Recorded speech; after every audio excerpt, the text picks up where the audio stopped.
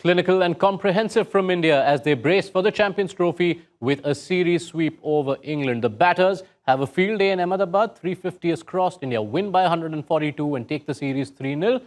We wrap up the series and look ahead to the Champions Trophy on ESPN Cricinfo Match Day in the company of Sanjay Manjrekar. Thank you, Sanjay, for your time. Pleasure as Thank you. always. The Thank you. batters will have an easy flight to Dubai given the course of this series. Yes, and England surprised us a little bit with the way they played. But yeah, lots of positives there, which I'm sure we'll discuss. But when you talk about Indian batting, boy, what great shape Shubman Gill is in, and Shreyas Iyer as well. Yeah, no bigger news to start with than Shubman Gill. What a series he's had. Ends it with a century at what is by far his favourite ground. Half centuries before that. Get the feeling, Sanjay, that this Champions Trophy could be Shubman Gill's tournament to grab? Absolutely. And if it does that, the big takeaway for all of us would be how easily he would do it. What really stood out in that performance today was how easily he got to his 100. I have seen in the past Tendulkar, Virat Kohli, when you look up at a certain stage and you think the batter is maybe batting on 60 or 70, he's got 100. And that's a hallmark of an exceptional player in 50 overs cricket. So, yeah, this is the tournament which will perhaps make us notice Shubman Gill even more in comparison to all the others who will also turn up there for the Champions Trophy. And it seems at this stage, he's able to balance his game of attack and defense and, rotating the strike better than T20 cricket and Test cricket that we saw in Australia. So for the moment, at this stage of his career, which is still a very young career, I think everything is coming together for him in 50 overs cricket. I'm sure his ambitions are greater and he wants to make an impact and become a great player in Test matches and so also T20 cricket, which is the other form of excellence. Hmm.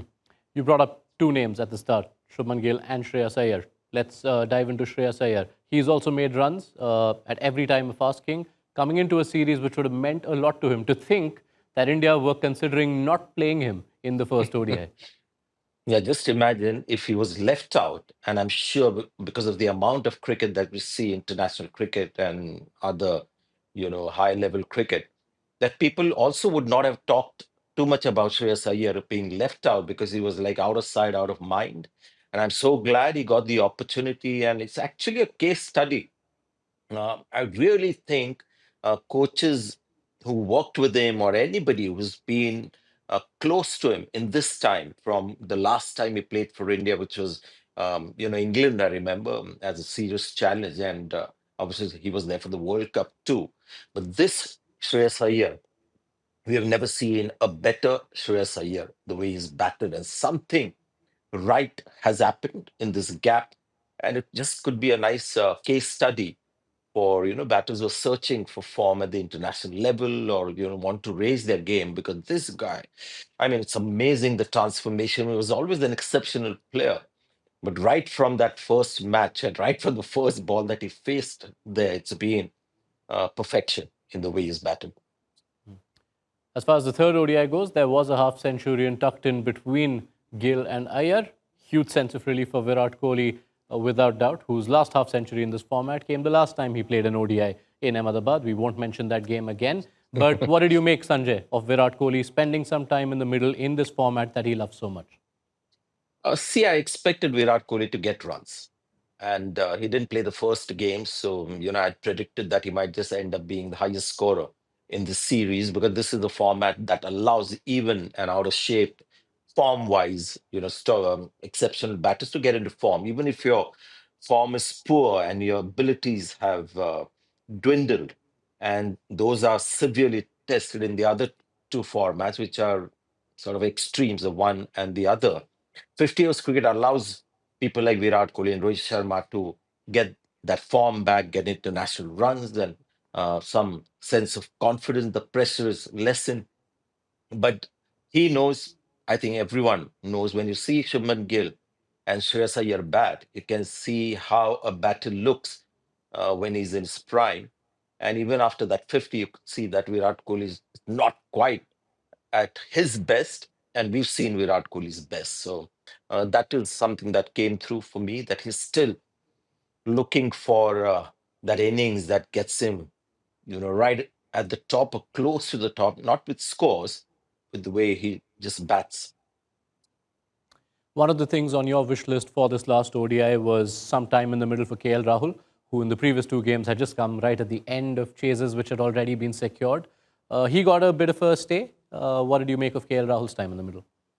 Yeah, just enough maybe feeling of goodness. The thing with today's international cricketers is even Virat Kohli, he's got a 50 and you would think, aha, monkey of the bag, but that's going to last just for one game. If there's another failure for Virat Kohli or a KL Rahul, the talks will start again. So KL Rahul will feel a little better about himself when he goes into the next game. Got a good ball, something that it's very difficult to get through his defense. But ideally, KL Rahul should come into bat when a situation is like this, where he doesn't come in and there's nothing to gain and everything to lose, because he's a little sensitive to failures. And I'm glad he got to score. I thought that was a very sensible inclusion. I would have loved to see Rishabh Pant, maybe just as a batter as well in this final match. But good that KL Rahul wasn't left out. So as far as the first choice starting 11 goes for the Champions Trophy, this all right top five, you're all right with it? Mm, yeah, I think Yashasvi Jaiswal will have to wait, because this partnership is not only effective, it's just sublime watching these two, Rohit Sharma and Shubman Gill, together. So I see that continuing. Shreyas Iyer has been like a real boost for Indian batting. If Rohit Sharma and Virat Kohli are still not in great shape in the Champions Trophy, you've got somebody like a Shubman Gill and Shreyas Iyer. Wow. So that is one great thing. And then you've got enough, ammunition with the bat if there are early wickets that fall, because Akshar Patel is proving to be really handy. Jadeja, the bowler who can bat a bit. And KL Rahul, if not Rishabh Pant on the big night. Yeah, it's all looking very good for India, to be honest. All right, so that's the specialist batters done. The all-rounders already dominated the talk as far as the first two ODIs were concerned, with Akshar and Jadeja leaving their mark. Let's talk about the specialist bowlers now, shall we, Sanjay? Pacers. We finally got a look at Arshdeep Singh in this series. Between Arshdeep, Harshit Rana, Mohammad Shami, room for two. Who are you picking after what you've seen in this series? See, it's easy to get excited by recency, and Harshit Rana, every time he's played recently for India in white ball cricket as a concussion substitute as well. In the T20 series, he's made an impression. He makes things happen. Just love his attitude, and I won't be surprised if this guy goes on to become a big bowling star for India, because he's only scratching the surface of his own game at the moment. I just love his spirit, and he's got most things going for him. But it should be Arshdeep Singh as the incumbent senior bowler. But in the long run, Harshit Rana is going to make things a little difficult if Arshdeep has place only to be the second pure seamer in the side, with Hardik Pandya as the third. Harshit Rana is going to seriously challenge him for that position, and Mohammad Siraj's comeback becomes even more difficult, because there's lots to like about Harshit Rana. When you say makes things happen, you see shades of one of the bowlers who potentially Harshit Rana has displaced when you think of all the formats, because that's a term that used to be used quite often about one Shardul Thakur. Well, I think Shardul Thakur might just come into the Indian scheme of things for the next series, and maybe England. He might go again as part of that squad, because he's doing what you need to do when you're out of favor with the selectors at the Indian level. You go one step below and really make a huge impact, and he's done that with both bat and ball. As a bowler, as pure bowler, Harshit Rana seems potentially can, achieve greater heights. But Shardul Thakur, with what he has, what he's already done for India in test matches we've seen with wickets and batters, is already punched above his weight. Let's hope that there is a second win that we see from Shardul Thakur, because that will come really handy. All right, let's focus on the specialist spinner now. We saw Kuldeep Yadav in the first and third games, Varun Chakravarti in the middle. Sanjay, does Kuldeep still clearly lie above Varun, or is it closer? See, as you're asking me these pretty tough questions, I'm just getting excited from within. That look at the kind of choices India have. Do they play Arshdeep or Harshit Rana, two quality bowlers, Varun Chakravarti or Kuldeep Yadav? In comparison, look at what England would have as options. So India is looking in great shape. Now, Varun Chakravarti is an option India can have anytime, and he'll do exactly what he does in T20 cricket. I just hope he doesn't bowl slower and outside the off stump like he did in one match in the 50 overs format. But Kuldeep Yadav worries me a little, as in his speed that he bowls at. There was so much focus and criticism of how slow he is. But the criticism was about the ball coming slow off the pitch, not about in the air. And that's where he's made a compromise. And you can understand why he had to get quicker. It's almost like if he had to play for India, he had to bowl quicker. But now what's happening, he's only bowling quick and flat.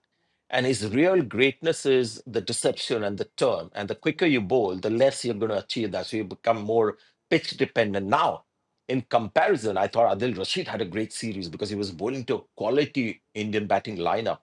And the wickets in this match, he's gone through the defense of some good players.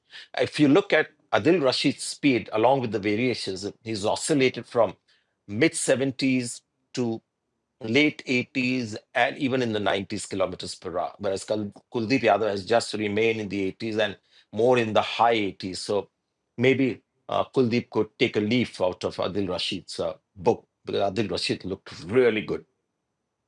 You brought up Adil Rashid. Stands out as perhaps one of the few things that went England's way. If you consider this ODI series, these three matches, of course, their first and last build up to the Champions Trophy. And it's not looking like ideal preparation ahead of a big tournament, is it? Yeah, I think Adil Rashid is the sole sort of player who's been exceptional right through and finished on a great high. Other players had their moments. The big obvious thing that you saw with the England batting lineup was that batters got in, especially people like Ben Duckett got in, got out. Phil Salt got starts, got out. Harry Brook not as consistent. Joe Root didn't quite make an impression. Butler had a disappointing time out. I'm just hoping because this is a team that's starting to perform really well at the world stage. I just hope, during our time, before my time here, Sunil Gavaskar was notorious or famous for just looking terrible in the nets. He hated batting in the nets. And when he batted and tried to bat seriously, he was just looked terrible. But come the real thing, he would just take his game to the next level and you could see the greatness, the all-time greatness of Gavaskar. I just hope England does that. That this was just a dress rehearsal. They weren't taking too seriously because we have, as it is, very limited quality teams. And I just hope Champions Trophy brings the best out of England. And this was just, as I said, a little dress rehearsal. Yeah, it is a competition that doesn't leave much room for error. They are in a stacked group. They'll have Good point. Australia first up, they'll have Afghanistan and South Africa. So let's see which version of England shows up there. Do want to get a comment in from you, Sanjay, on India's Champions Trophy squad. It was confirmed just before the third ODI. There will be no Jasprit Bumrah. Can't stress enough on how big a loss it is. What do India do to minimize the damage caused by Bumrah's absence? See, Bumrah's absence is not um, an event. I mean, it's not like suddenly India have realized that they will be without Bumrah. Somewhere, I think they were all aware that it's going to be touch and go, and India made preparations accordingly. And that was, I believe, Harshit Rana's emergence and Arshdeep, who had a great T20 series, Mohammad Shami slowly getting fit. Hardik Pandya hasn't set the stage on fire with his bowling. But Bumrah, when Bumrah comes in, the crunch moments in the big games are taken care of. He just makes sure that he's back in the game in the crunch moments. Now, that ability very few bowlers have. And that is what India will miss. But India will not suddenly look like a weak side, but there's big moments in the matches where Bumrah would, get India back in a winning position. That is something that I mean, the other bowlers will find it very hard to replicate. Okay, now that was the one confirmation from the squad that was on expected lines. The other thing was the introduction of Varun Chakravarti into the Champions Trophy squad at the cost of Yashasvi Jaiswal. What do you make of that move? India feeling very confident with their batting, with Rishabh Pant there and KL Rahul as keeper batter option. I think there's enough quality and experience as well. So for the moment, Jaiswal could just wait his chance, and it won't be long before he'll be opening with somebody like Shubman Gill. So that's fine. Varun Chakrabarti uh, will make life difficult for a few teams. He's just a bowler who is at the top of his game. Not too many people have played him as well. They've seen him in T20 cricket. But when he's playing for a strong team, you have the advantage of being in the game and just that psychological advantage. He has had one exposure in the UAE playing in the T20 World Cup. I think that's a wonderful addition and in the right sort of department. India needs wicket-taking bowlers. Harshit Rana is one. And now you got Kuldeep Yadav and Varun Chakraborty as well, because the two left-arm spinners will get wickets, but mostly they're there to, keep the batters quiet. Yeah, I do feel like there's a lot more questions we can ask you about what India could do at the Champions Trophy, what they couldn't do, what 11 should play. But Sanjay Manjrekar will be back on this network for a much more detailed deep dive into the Yeah, I've Champions got no Trophy. other So, work to do in life, so I'll be well, there. we're not complaining. I know the comment section is never complaining. Long may it continue. Thank you so much, Sanjay. Thank you. Always a pleasure Thank you. having your company. That does it from us for this India-England series on ESPN Cricinfo Match Day.